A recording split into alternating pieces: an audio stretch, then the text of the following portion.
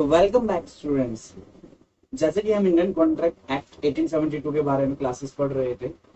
जो आज का टॉपिक मैंने चूज करा है वो है हमारा kind of contracts. That is really an important topic. तो ये टॉपिक आपके एग्जाम में आ जाता है। From exam point of view also this is really important. आपके इसमें से 2 से 3 क्वेश्चन अराइज हो जाते हैं कई बार, which carries around 15 to 20 marks and that is big amount. आज हम पढ़ेंगे काइंड ऑफ कॉन्ट्रैक्ट्स। तो कॉन्ट्रैक्ट्स के काइंड जो है, टाइप्स ऑफ कॉन्ट्रैक्ट्स है, उसको हम 3 बेसिस पे ले सकते हैं। On the basis of enforceability, on the basis of formation and on the basis of execution. जो हम पहले स्टार्ट कर रहे हैं वो हम स्टार्ट कर रहे हैं पहला बेसिस ऑफ इन्फोर्सिबिलिटी। इसमें जो मेरे पास फर्स्ट आता है, जो फर्स्ट टाइप आता है वो आता है एक valid contract. Valid contract class, यहाँ पे मैं डेफिनेशन नहीं लिखूंगा, आपको समझाऊंगा, खाली डेफिनेशन में आपको स्क्रीनशॉट में अटैच कर। तो जो वैलिड कॉन्ट्रैक्ट है वो क्या होता है, जैसे कि हमने लास्ट क्लास में पढ़ा था essential of a valid contract.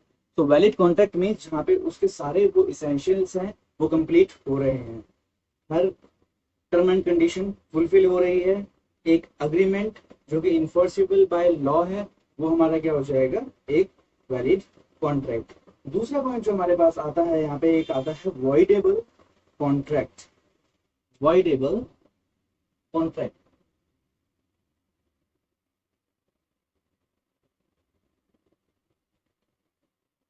Plus voidable contract means एक तो हमारे पास पॉइंट है कॉन्ट्रैक्ट, और हम जब ये कह रहे हैं कि वॉइडेबल, इट मीन्स इसको कोई party, any party of the contract इसको अवॉइड कर सकती है।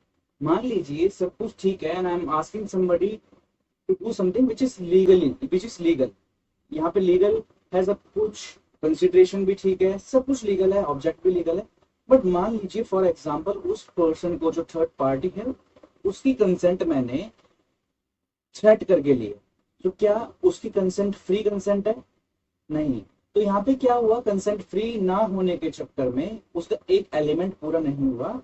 तो जो वॉइडेबल कॉन्ट्रैक्ट होता है, इसका मतलब क्या होता है, agreement which is enforceable at the point of one और more parties but not at the option of others. जैसे कि मैंने आपको बताया, मेरी तरफ से मान लीजिए वो वैलिड है, लेकिन सामने वाले पर्सन की जो कंसेंट है वो मैंने कॉज करी है, वो मैंने उसको थ्रेटन करके लिए, तो वो क्या हो गया, एक वॉइडेबल कॉन्ट्रैक्ट हो जाएगा। इसके बारे में डेफिनेशन, कंप्लीट डेफिनेशन मैं आपको स्क्रीनशॉट में दूंगा। उसके बाद हमारे पास आता है वॉइड अग्रीमेंट। वॉइड अग्रीमेंट, एक ऐसा अग्रीमेंट जो कॉन्ट्रैक्ट बनने से पहले ही वॉइड हो जाए, वो बोलते हैं हम उसको वॉइड अग्रीमेंट। तो वॉइड अग्रीमेंट का मतलब क्या होता है कि ऐसा अग्रीमेंट जो इन्फोर्सेबल बाय लॉ है ही नहीं, इन्फोर्सेबल बाय लॉ है ही नहीं, जिसके लिए हम एक लीगल इम्प्लीकेशन डाल ही नहीं सकते। इसको हम एक पॉइंट से और बोलते हैं, एक हमारे पास इंपॉर्टेंट टर्म आते हैं, उसको हम बोलते हैं void void initio. Initio, I hope आपको ये लाइन कुछ समझ आ रही होगी। ऐसी चीज जो कि इनिशियली ही वॉइड है, void from starting, initial, initio, void एब इनिशियो, ऐसी चीज, ऐसा अग्रीमेंट जो स्टार्टिंग से ही वॉइड है। इसके बाद जो हमारे पास पॉइंट आता है डी पॉइंट, ये हमें कहता है वॉइड कॉन्ट्रैक्ट। अब स्टूडेंट्स आप कहेंगे सर आपने कहा था कॉन्ट्रैक्ट होता है जब वो इन्फोर्सेबल बाय लॉ होता है तभी तो वो कॉन्ट्रैक्ट बनता है, तो ये वॉइड कैसे हो सकता है? क्योंकि वॉइड का मतलब तो होता है कि जो इन्फोर्सेबल बाय लॉ नहीं है, वॉइड कॉन्ट्रैक्ट कैसे हो सकता है? एक ऐसा कॉन्ट्रैक्ट जो कि कॉन्ट्रैक्ट लीगल था, वैलिड कॉन्ट्रैक्ट था, बट अब वो लीगल नहीं है किसी भी रीजन से। मान लीजिए अभी लॉकडाउन का टाइम चल रहा है, तो अभी ट्रेड करना, लॉकडाउन से पहले ट्रेड करना नॉर्मली अगर आप किसी के साथ ट्रेड करते हो as per the government norms गलत नहीं है, वो एक वैलिड कॉन्ट्रैक्ट में माना जाता। लेकिन अभी लॉकडाउन में क्या है कि आप कुछ ट्रेड नहीं कर सकते, that would come into void contract. तो यहाँ पे क्या है, जो कॉन्ट्रैक्ट पहले वैलिड हुआ करता था अब वो वॉइड हो चुका है। तो आई होप ये आपको समझ आ गया होगा। इसके बाद जो हमारा पॉइंट आता है ई, वो हमारे पास आता है अनइनफोर्सेबल contract,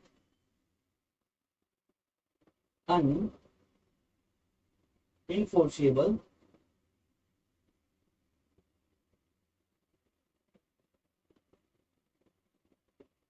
contract, अनइनफोर्सेबल contract.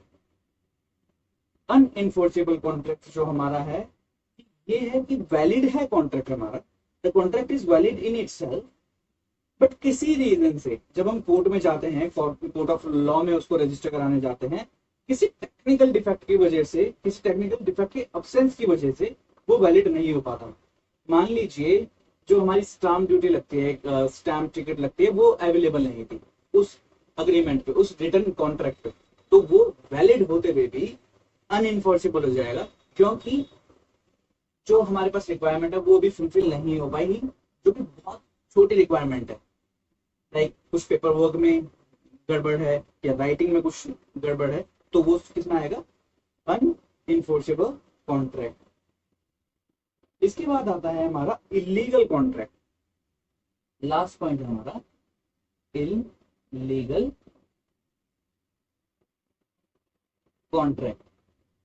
Illegal contract में क्या होता है, अब आप दोबारा कहेंगे कि सर इलीगल कॉन्ट्रैक्ट कैसे हो सकता है, कॉन्ट्रैक्ट तो खुद में वैलिड होता है। तो इलीगल कॉन्ट्रैक्ट हमारा होता है agreement which is enforceable by law contrary to law. But आप कहोगे ये कैसे हो सकता है, तो इसमें क्या होता है, ये एक टर्म है इलीगल कॉन्ट्रैक्ट, इसको हम अवॉइड करते हैं, इसकी जगह हम लिखते हैं इलीगल अग्रीमेंट, क्योंकि अगर कॉन्ट्रैक्ट है तो वो ऑलरेडी लीगल होता है। तो इसीलिए जब भी इलीगल कॉन्ट्रैक्ट आए हमें उसमें लिखना है this is not possible, as ये खुद में ही कॉन्ट्रेरी है। तो इसीलिए इलीगल कॉन्ट्रैक्ट जब जब आएगा तो उस पॉइंट में आप लिखेंगे we should use illegal agreement instead of illegal contract. I hope ये बात आपको समझ आ गई होगी। तो class this is all about the kind of contracts on the basis of enforceability। Class definitions हैं, आप प्लीज़ स्क्रीनशॉट ले लीजिएगा, सारे जो भी टॉपिक अभी हमने पढ़े पॉइंट्स उनकी डेफिनेशंस। सो क्लास जो नेक्स्ट पॉइंट हमारे पास यहाँ पे आता है वो आता है type of contracts, kind of contracts on the basis of formation. So पहला जो पॉइंट है हमारे पास ये है, हमारे पास एक्सप्रेस कॉन्ट्रैक्ट्स। एक्सप्रेस कॉन्ट्रैक्ट्स, इसमें क्या हो रहा है कि यहाँ पे जो कॉन्ट्रैक्ट बनाया गया है ये बनाया गया है स्पोकन या रिटर्न, बट जो वर्ड्स से एक्सप्रेस करे गए थे कि मैं ये करना चाहता हूँ या मैं ये करना नहीं चाहता हूँ, मैं ये ऐसा करूंगा या नहीं, जो भी हमारी टर्म्स ऑफ कॉन्ट्रैक्ट हैं। बट जब आती है इम्प्लाइड कॉन्ट्रैक्ट की बात, इम्प्लाइड मीन्स जो कि एक्सप्रेस नहीं है। मान लीजिए आप किसी शू शाइनर के पास जाते हैं, शू शाइनर मोची, उसके पास जाते हैं और आप उसके सामने अपना शू कर देते हैं, तो वो क्या करेगा, वो पर्सन जो शू शाइनर है वो उस पे पॉलिशिंग स्टार्ट कर देगा। क्या आपने कुछ कहा, नहीं। क्या शू शाइनर ने कुछ कहा, नहीं। क्या आपके कुछ वर्ड्स स्पोकन या रिटन थे, नहीं। बट यहाँ पे एक कॉन्ट्रैक्ट बना that you have to pay him, because आपने उसकी सर्विस ली है, बेशक वहां पे एक्सप्रेस कुछ भी नहीं था।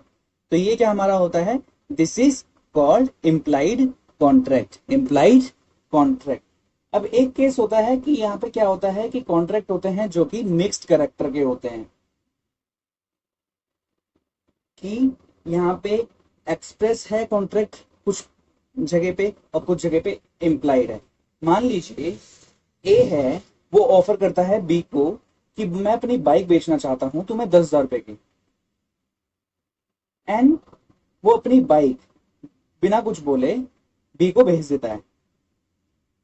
यहाँ पे जो ए का ऑफर था, ए का जो ऑफर था वो पहले एक्सप्रेस्ड था, देन जब ए ने बाइक भेजी वो उसने अपने एक्सप्रेस कॉन्ट्रैक्ट के बेस पे भेजा, एक्सप्रेस्ड विल के बेस पे भेजी उसे, और बी ने एक्सेप्ट कर ली बिना कुछ कहे और बी ने उसको पेमेंट कर दी। तो यहाँ पे बी ने कुछ कहा नहीं, बी ने कुछ हाँ या ना नहीं बोला, कुछ वर्ड्स यूज नहीं करे, बट ये एक्सेप्टेंस मानी जाएगी कि बी ने उसे पैसे भेज दिए। तो क्या हो गया, contract of mix nature.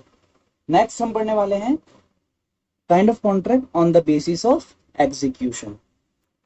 So class जो नेक्स्ट पॉइंट है हमारा यहाँ पे on the basis of extent of execution. So इसमें हमारा एक आता है एग्जीक्यूटिव एंड दूसरा जो हमारा आता है executory contract. Executive contract is जहाँ पे जो उनकी ऑब्लिगेशंस हैं, जो उनका वर्क डन है, जो टास्क उन्हें करना था या नहीं करना था, that is completed by both the parties.